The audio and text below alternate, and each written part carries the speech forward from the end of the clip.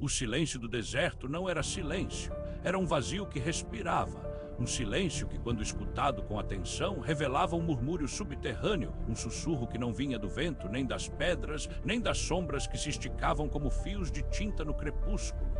Era um som que não deveria existir, um eco de algo que não pertencia à terra, aos homens, à própria noção de tempo. O deserto de Atacama, no Chile, era conhecido como o lugar mais seco do planeta. Um vasto leito de pedras cinzentas e areia pálida que se estendia até onde a vista pôde alcançar, onde o céu era tão fundo que parecia uma chapa de metal esmaltado. Mas ali no coração desse deserto, onde a luz do sol se queimava no solo e os raios ultravioleta eram tão agressivos que até os cactos pareciam morrer de cansaço, algo se movia sob a superfície.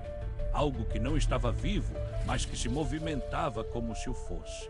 A primeira vez que Elias Vargas notou algo errado foi no terceiro dia da expedição. Ele era geólogo, ex-militar, exilado do mundo por uma guerra que não se lembrava direito ou talvez se lembrasse demais. O que o levou àquela expedição foi um sinal. Um pulsar de radiação anômala detectado por satélites, um padrão estranho no espectro de micro-ondas, algo que não se encaixava em nenhuma categoria conhecida.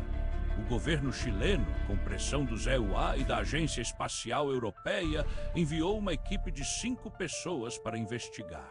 Elias fora escolhido por sua experiência em desertos, por seu silêncio, por sua habilidade de permanecer calmo diante do impossível. Ele estava sozinho no acampamento principal, uma cabana de metal com isolamento térmico e painéis solares, quando o vento parou. Não foi um súbito cessar, mas uma dissolução gradual, como se o ar tivesse sido engolido. O silêncio se instalou, os rádios ficaram mudos. As luzes piscaram 3 vezes, depois se apagaram, e então, do meio das pedras, veio o som. Um som como de metal dobrando, mas não metálico, e mais como a dobra de um corpo que não deveria dobrar.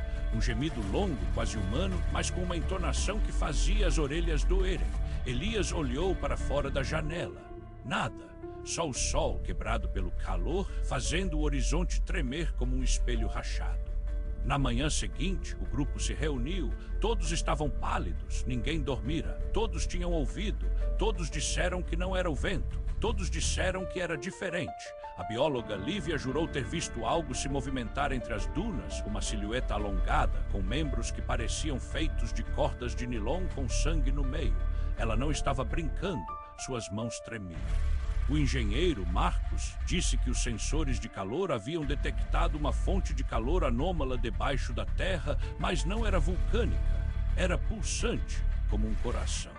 Elias não disse nada, ele observava os olhos dos outros, observava o jeito que eles evitavam olhar para o centro do acampamento, onde o solo estava mais esverdeado, como se algo tivesse brotado lá. Apenas uma mancha pequena, mas crescente, verde escuro como folha de lama, e quando o sol se punha, a mancha brilhava, como se fosse feita de vidro comum, mas com vida. Na terceira noite, o primeiro desaparecimento. O técnico de comunicações, Rafael, foi buscar a antena secundária. Disse que os sinais estavam fracos. Voltou com o rádio na mão, mas o rádio estava vivo. A voz que saía dele não era a de Rafael. Era uma voz que não era humana, uma voz com múltiplas camadas, como se vários seres estivessem falando ao mesmo tempo, em línguas que não existiam, mas que o cérebro tentava interpretar como se fossem familiares. A voz dizia: "E você está dentro, você já estava dentro." Depois o rádio se quebrou e Rafael, que havia voltado, não estava mais com ele. Só restou um par de botas, encharcado de um líquido negro que não era água, e uma mancha que se espalhava pelo chão como se estivesse sendo absorvida pelas pedras. Agora todos sabiam, algo estava vivo ali, algo que não era daqui, algo que não deveria existir. Mas o pior não era o que tinham visto, era o que tinham começado a sentir, o que o cérebro começava a imaginar mesmo quando os olhos não viam nada. À quarta noite, Elias acordou com o corpo inteiro dormente. Não era dor física, era como se seus nervos tivessem sido reprogramados. Sentia-se em outro lugar, como se estivesse dentro de um corpo que não era o seu. E então ele ouviu, o som voltou, o gemido. Mas agora não vinha do exterior, vinha do seu próprio corpo, sua garganta, sua cabeça, como se algo dentro dele estivesse tentando falar. E ele entendeu, não era um som, era uma memória. Naquele momento ele viu uma imagem, uma cidade, não de pedra nem de metal, de carne. Uma cidade feita de carne, pulsando com rios de sangue correndo por entre as ruas, com prédios que respiravam, com torres que eram ossos humanos enterrados em posição vertical. E no centro um grande óleo aberto, mas que não era óleo, era um portal. Um portal para onde as pessoas iam quando morriam, mas não morriam. Estavam vivas, mas não eram humanas. E aquilo não era um sonho. Era um recorte da memória de alguém que nunca existiu, mas que Elias sentia que era ele. Ele saiu da barraca, o céu estava diferente. As estrelas não estavam no lugar certo. Algumas tinham desaparecido. Outras que ele nunca vira antes estavam mais próximas, brilhando com uma luz verde azulada como olhos. Ele olhou para o chão. A mancha verde escuro agora cobria quase todo o acampamento. E sob ela havia fendas, fendas que se abriam lentamente como portas. Lívia estava de pé diante do fogo apagado. Os olhos dela estavam abertos, mas sem pupilas. Brancos como vidro, ela sorriu, um sorriso largo, desajeitado, como se a boca tivesse sido esticada além do que a carne permitia. Elias disse ela com uma voz que não era dela. Você está vendo agora, não é? Eles estão aqui, não são alienígenas, não são de outro planeta. Eles são do lugar onde os sonhos morrem, o lugar onde os homens esquecem o que é ser humano. E quem são eles? Perguntou Elias, a voz trêmula. Sua boca estava seca, sua cabeça latejava. Eles são os que vêm da escuridão entre as estrelas, respondeu Marcos, que apareceu atrás dela, com os olhos vazios, mas o rosto estranhamente calmo. Eles são a resposta para a pergunta que ninguém ousa fazer: o que acontece quando a vida morre e o universo não se lembra dela? E então o chão se abriu, não destruído, não com explosão. Simplesmente se abriu como se a terra fosse uma pele e alguém tivesse puxado, e do buraco algo saiu. Não podia ser descrito como um corpo. Era uma forma que se adaptava ao espaço. Tinha membros longos, sem articulações, mas que se moviam com uma fluidez que não parecia ter relação com a física. Seu corpo era feito de uma substância que refletia a luz como se fosse metal, mas que, quando olhado de perto, parecia viver, como se o metal fosse uma pele, por trás da qual havia um organismo que respirava, pulsava, pensava. E seus olhos não eram olhos.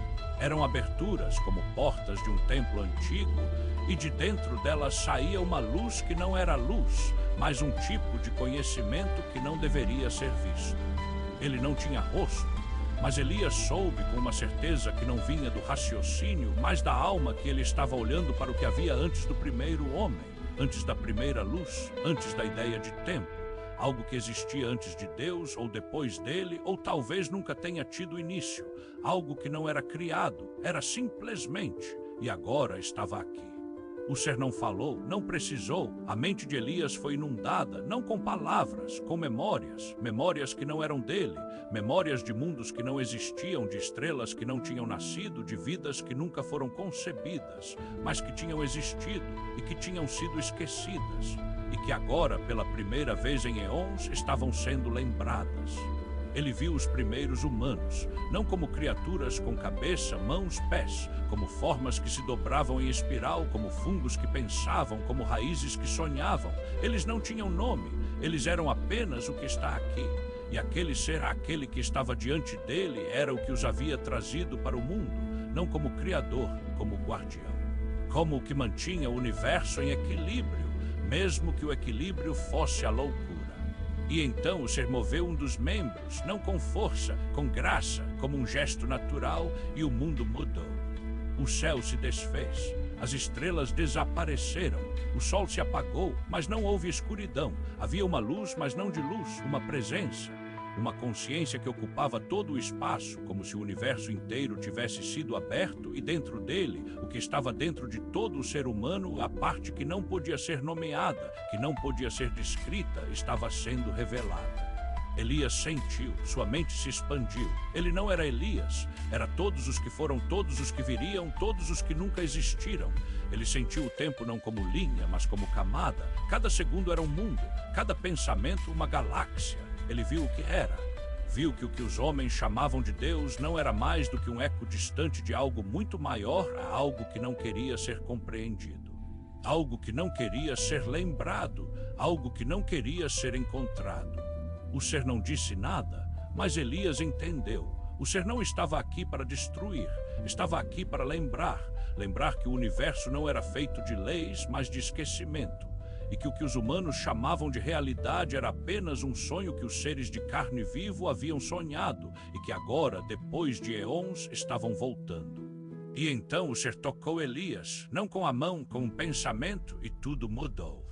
Elias não sentiu dor nem medo, só compreensão, uma compreensão tão profunda que o matou não fisicamente, mas existencialmente. Ele deixou de ser um ser humano, deixou de ser qualquer coisa que pudesse ser chamada de ser. Ele se tornou um ponto no infinito, um ponto que existia, mas não podia ser localizado, um ponto que sabia, mas não podia falar, um ponto que lembrava. E o deserto continuou, o sol voltou, as estrelas voltaram, a mancha verde escuro se fechou como se nunca tivesse existido, o acampamento estava vazio, as barracas intactas, os equipamentos funcionando, as luzes acesas, o rádio ligado e no rádio uma voz não a de ninguém que estivesse vivo, uma voz que não era humana, mas que parecia familiar. Como se alguém tivesse ouvido aquilo antes em um sonho. A voz dizia: você está em casa agora, você já estava em casa. O que você queria entender, você já entendeu. O que você queria escapar, você já escapou.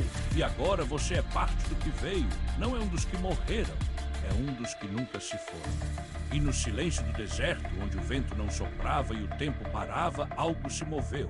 Não era um ser, não era um objeto, era uma presença, uma lembrança, uma memória que não deveria existir. E ela caminhava, lenta, calma, como se soubesse que o tempo não era seu inimigo, mas seu lar. E lá no fundo da terra, onde a luz do sol nunca chegava, sob a crosta do planeta, onde as raízes dos desertos se entrelaçavam como nervos, uma nova mancha se expandiu. Verde escuro, brilhante, viva, e dentro dela algo começou a formar-se, uma forma, uma estrutura, uma cidade feita de carne, pulsando, esperando. Porque o que veio do deserto não era o fim, era o começo, e o começo estava apenas começando.